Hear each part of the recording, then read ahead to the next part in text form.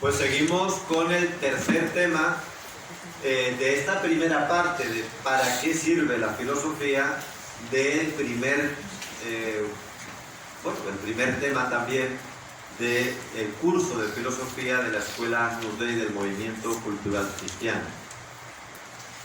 Y estábamos hablando en el tema anterior de cómo el no tener una formación filosófica y por supuesto tampoco teológica correcta nos lleva a equivocarnos. Y hemos visto cómo temas tan vitales como el de la pandemia del coronavirus se ha planteado y se está planteando muy mal, desastrosamente mal. Pero lo grave es que también los propios creyentes, hablo en general, por supuesto, porque hay dentro de la Iglesia muchas personas que lo están viviendo correctamente, y he citado el documento de los obispos escoceses, pero es verdad que también otros también lo están o estamos viviendo muy mal, y la razón es por no tener fundamentalmente esta mente, esta formación, esta perspectiva filosófico-teológica. En otros momentos de la historia de la Iglesia no siempre ha sido así. Voy a citarles solo algunos, ¿no? Por ejemplo, la llamada peste negra, que se vivió en Europa en el siglo XIV. En apenas una década, la peste negra acabó entre 1/3 y la mitad de la población europea. Eso dicen los cálculos, por ponerles una cifra que no es real, voy a inventar. Si hubiesen 50 millones de personas en aquel momento en Europa, pues entre 15 y 25 millones murieron por la peste negra. Imagínense la cifra, entre 1/3 y la mitad. Ahí está la banda de lo que se calcula que murieron en la peste negra. Bueno, pues en aquel momento la formación filosófica era más grande que la que tenemos hoy. La formación filosófica era más grande que la que tenemos hoy. Y por eso en aquel momento nunca se plantearon los católicos, los cristianos de aquella época, entonces no estaba la división que hoy tenemos de los protestantes. Estamos hablando todavía del siglo XIV, el protestantismo nace en el XVI, pero en aquel momento no se plantearon los creyentes, los cristianos, cerrar iglesias. Sí que tomaron medidas profilácticas, sí que tomaron medidas higiénicas. Si ustedes van a Europa, verán que gran cantidad de las iglesias de aquella época, las que se conservan, las pocas, pues están blanqueadas. Muchas de ellas, otras ya se quitó esa pintura, pero muchas, a mí me ha tocado en algún templo cuando fui párroco allá, pues estaban todavía blanqueadas, incluso algunos murales pintados en las paredes. ¿Por qué? Porque se sabía que la cal pues mataba los virus. Tan sencillo como eso. Y entonces encalaron todas las iglesias que existían, y tomaban medidas pues, del número de personas que podían entrar, etc. Pero el culto nunca se interrumpió.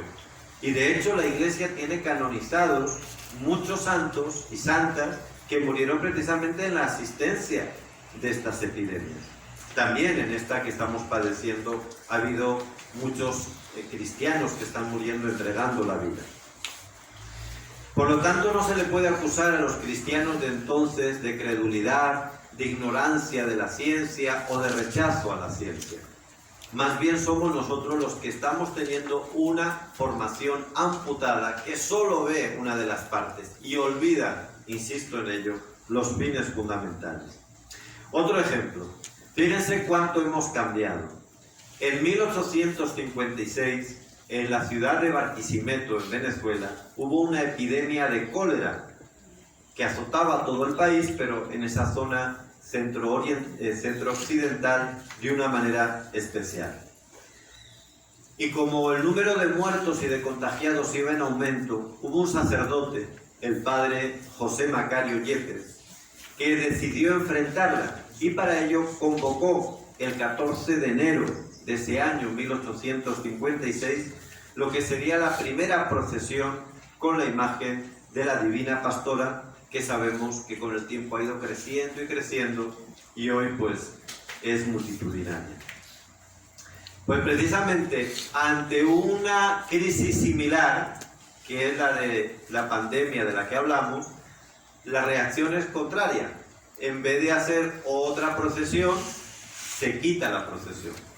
Fíjense lo que ha cambiado en apenas no llega a 2 siglos. Hemos cambiado radicalmente. Entonces, la respuesta ante una pandemia era religiosa fundamentalmente, y hoy lo religioso se hace de manera virtual, que es prácticamente como no hacerlo, porque ya lo dice la palabra, virtual es no real. Yo, por supuesto, no estoy de acuerdo en que hagamos una procesión multitudinaria, porque, insisto, si los datos de la ciencia, los que ya están realmente comprobados, dicen que el contagio por los aerosoles, por el contacto, es muy probable, yo no haría una procesión tan multitudinaria. Pero desde luego tampoco creo adecuado el haberlo suprimido. Hay otras maneras de haber hecho un acto público de fe, de desagravio a Dios, de intercesión a la Virgen, con la Virgen, de invocación a esta intercesión. Ahora, por ejemplo, en Polonia, con la fiesta de los Reyes del pasado 6 de enero, la Epifanía del Señor, pues ¿qué han hecho? Pues multiplicar las procesiones. Si no se podía hacer una cabalgata de Reyes, pues vamos a hacer 50. Y así, pues mira, van 50 acá, 50 allá, guardan las distancias, pero no suprimimos la cabalgata de Reyes. Decidieron en Polonia. Igual que decidieron también los obispos polacos, que son otros que creo que han entendido la naturaleza del problema, no decidieron tampoco suprimir el culto público. ¿Qué hicieron? Que en la iglesia solo pueden entrar 30. ¿Cuánta gente viene? ¿300 cada domingo? Pues hagamos 10 misas. 30 por 10, 300. Antes teníamos 2 o 3 misas, pues vamos a multiplicarlas. En vez de quitar, pusieron más. Es lo lógico. Porque esta pandemia, insisto, como todo problema, tiene no solamente una dimensión natural o corporal, sino tiene sobre todo una dimensión social y tiene una dimensión religiosa. Y si queremos solucionarla, no solo podemos quedarnos con las soluciones médicas, sino que tenemos que ir fundamentalmente a las soluciones religiosas y trascendentales. Otros han aprovechado también ahora con la pandemia, pues para querer transformar incluso elementos esenciales de la fe de la Iglesia. Hay un teólogo laico de la Universidad Católica Andrés Bello, llamado Rafael Luciani, que ha escrito que la pandemia es una oportunidad única para que la Iglesia no esté centrada en la Eucaristía, sino que, porque además dice él, la Eucaristía lo que lleva es al clericalismo, porque como la Eucaristía la preside un ministro ordenado, un sacerdote, un obispo, pues claro, quitando la Eucaristía, quitamos la primacía del sacerdote y por lo tanto ahora lo que hay que hacer es las oraciones en las casas presididas por los laicos. Otra barbaridad, alguien que no ha entendido el ser, la naturaleza de las cosas, la naturaleza de la Iglesia, la naturaleza del culto, y que contrapone además, porque lo que se trata es de ver en una jerarquía, porque no todo es igual, no todo tiene el mismo valor, pero ver que en una jerarquía rectamente entendida, las celebraciones de la palabra en familia tienen mucho valor, pero si nacen de la Eucaristía, porque ya es el origen, la fuente y el fin de todo. Si hacemos celebraciones de la palabra sin Eucaristía, nos estamos protestantizando. Estamos cayendo en el subjetivismo de que cada quien haga la fe a su manera y a su gusto, que es que en el fondo la propuesta en la que está cayendo, probablemente sin saberlo, este teólogo llamado Rafael Luciani. Bien, por eso, ¿qué diferencia, amigos, las épocas en las que ha habido una sólida formación filosófica de las que no la tienen? Por ejemplo, la nuestra. Nuestra época pues ha suprimido la formación teológica del pensum de los alumnos. Aquí hay varios educadores. En los colegios se ha suprimido la filosofía. Y lo que se da, pues es una forma de, como decimos en Venezuela, de darle un mateo. Es deprimente dar la filosofía con 4 pinceladas. No digo por el educador que lo da, cuidado, sino por las horas que en el pensum te dejan. A eso me refiero. No de la calidad del educador, sino que no hay tiempo para eso. Luego vamos a ver cómo se hizo en otra época y nos vamos a dar probablemente alguna sorpresa. Pero en nuestra época, sin duda, y no solo aquí, sino en todo el mundo, hay una estrategia, hay una planificación para quitar la filosofía del sistema educativo. Voy a poner otro ejemplo.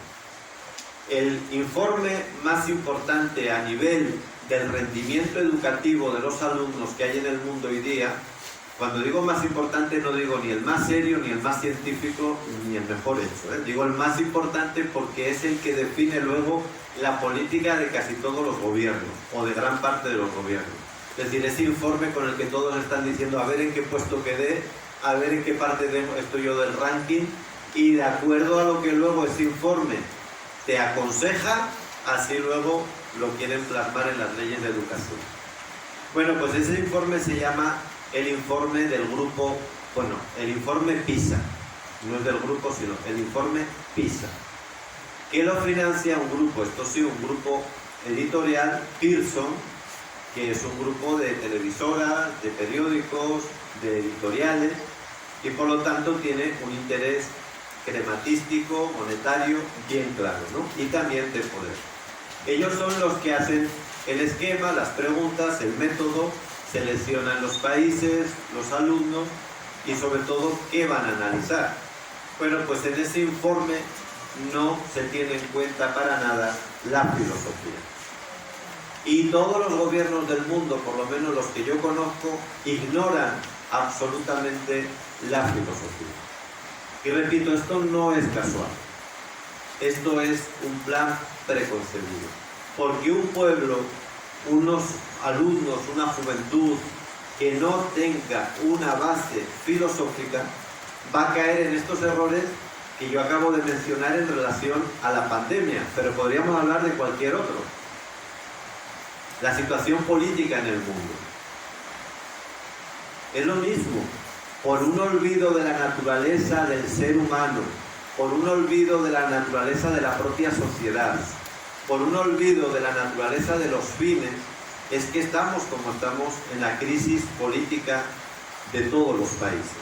Qué distinto, repito, a lo que ocurrió, por ejemplo, en la Grecia del periodo clásico, entre el siglo V, IV antes de Cristo. Qué distinto. Allí por una recta filosofía, una correcta filosofía, cuyos, vamos a llamar, protagonistas principales son Sócrates, Platón, Aristóteles, siglo IV, V antes de Cristo, o mejor dicho, V, IV antes de Cristo, pues, ¿qué tuvo lugar? Pues tuvo lugar ni más ni menos que el surgimiento de un pensamiento racional, tuvo lugar el nacimiento del pensamiento científico, tuvo lugar ni más ni menos que la posibilidad de la democracia, tuvo lugar el florecimiento del arte, del teatro, etc.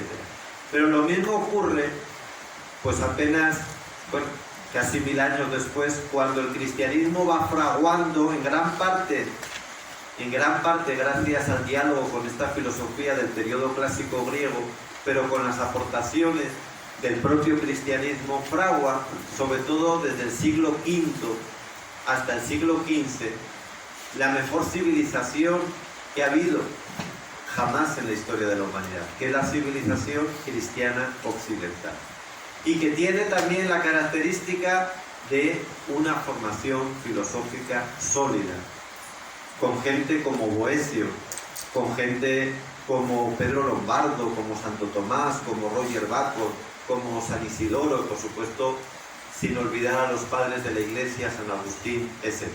Y de esto pues vamos a hablar en el siguiente tema.